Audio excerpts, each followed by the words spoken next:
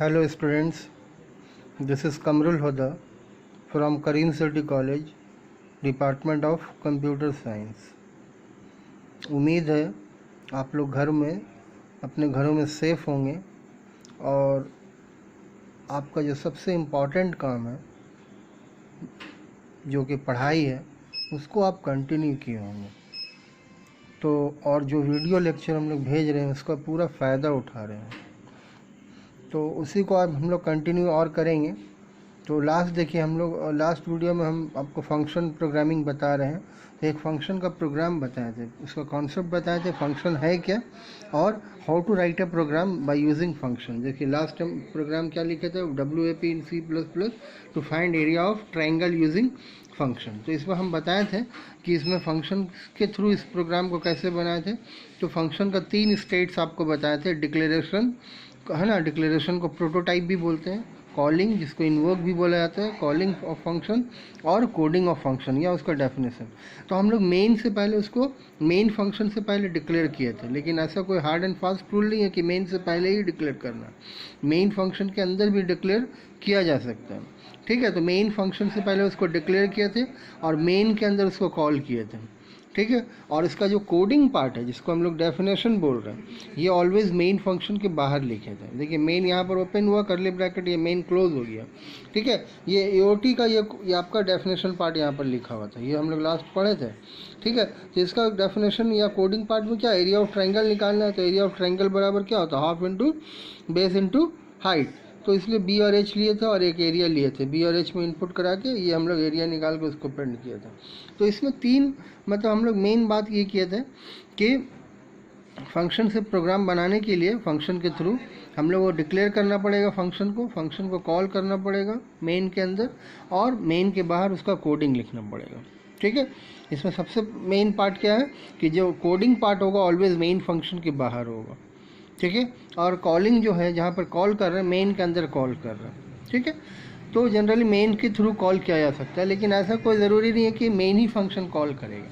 इसमें एक चीज़ और समझना है कि इसका कॉन्सेप्ट देखिए, इसमें होता क्या, अगर हम बात करें प्रोग्राम जब रन होगा तो रन कहाँ से होता है, मेन फंक्शन से।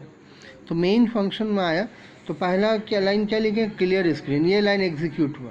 उसके बाद क्या हो रहा है, देखो इस लाइन से क्या हो रहा है कि we are calling the function. इस लाइन से हो क्या रहा कि एक्चुअली इस लाइन से कॉल हो रहा, मतलब कॉल हो रहा मतलब क्या हो रहा कि control will search for the coding part. मतलब कंट्रोल क्या सर्च करेगा, कोडिंग पार्ट कहाँ है। ठीक है, जैसे आपको कॉल किए, जैसे हम बोले कि मान लो सपोज हम बोले अजय कम हियर, तो अजय का स्टूडेंट जो बैठा हुआ वो मेरे पास आएगा। इन द सेम वे यहाँ पर हम फंक्शन को कॉल कर रहे हैं AOT। तो जब हम AOT लिख रहे हैं मतलब क्या हो रहा है कि control will search for coding part, और कोडिंग ऑलवेज अभी आपको पता है मेन के बाहर लिखते हैं। मतलब है कि यहाँ से मेन से यहाँ से निकलेगा कंट्रोल और कहाँ आएगा, इसका कोडिंग में आएगा, यहाँ पर आया। और यहाँ आने के बाद क्या हो रहा है, ये वाला पार्ट पूरा एग्जीक्यूट हो रहा है, इसका कोडिंग पार्ट, ये पार्ट एग्जीक्यूट हो रहा।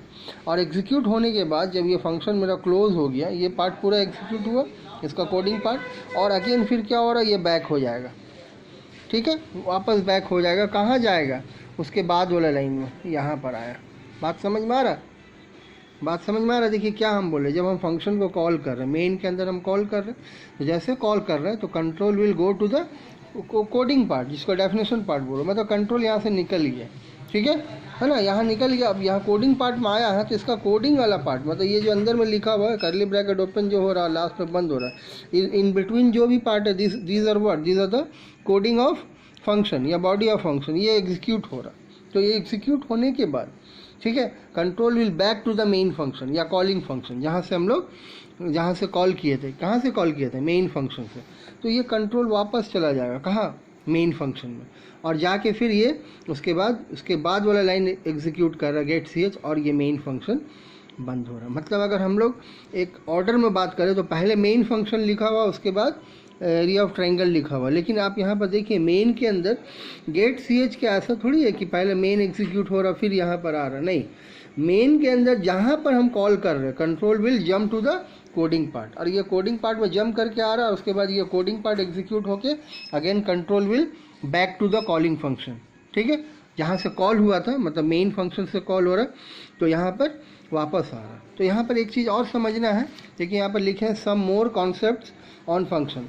तो एक हम होता है कॉलिंग फंक्शन और दूसरा होता है कॉल्ड फंक्शन।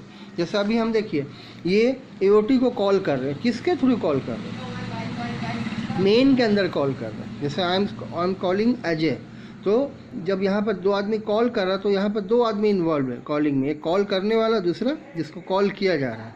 तो ये कॉल करने वाला वो किसको क्या बोल रहा है? Calling function. तो जिसके थ्रू कॉल कर रहे हैं, तो main is the calling function. और जिसको कॉल किया जा रहा है, किसको कॉल किया जा रहा है? AOT को। तो AOT को क्या बोल रहे हैं? Called function.